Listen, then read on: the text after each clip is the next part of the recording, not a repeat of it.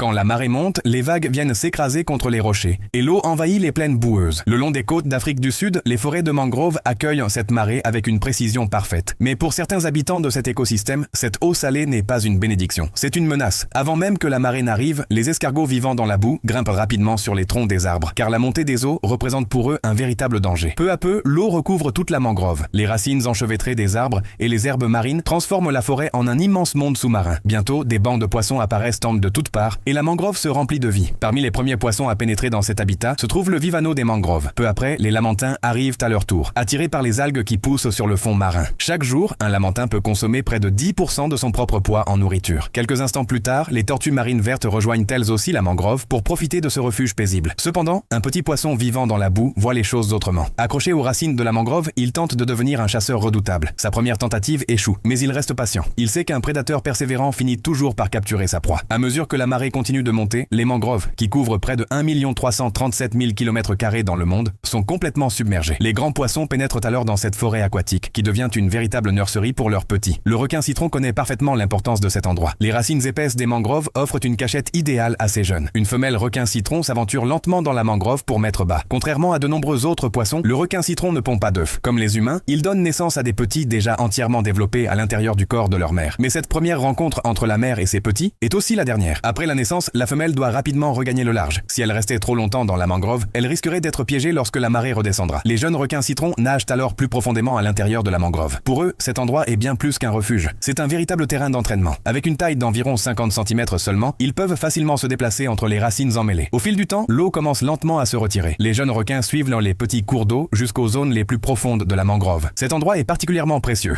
car sa configuration permet à l'eau d'y rester présente même à marée basse. Ainsi, ce refuge demeure un sanctuaire de vie. Lorsque la marée est basse, seuls les jeunes requins peuvent atteindre cette zone protégée. Pendant les 2 années suivantes, cette mangrove devient leur maison. C'est ici qu'ils apprennent à chasser, à échapper aux prédateurs et à reconnaître quelles espèces sont leurs proies et lesquelles représentent un danger. Une fois devenus des chasseurs expérimentés, les jeunes requins citrons quittent enfin la sécurité de la mangrove pour partir vers l'immensité de l'océan où commence leur nouvelle vie.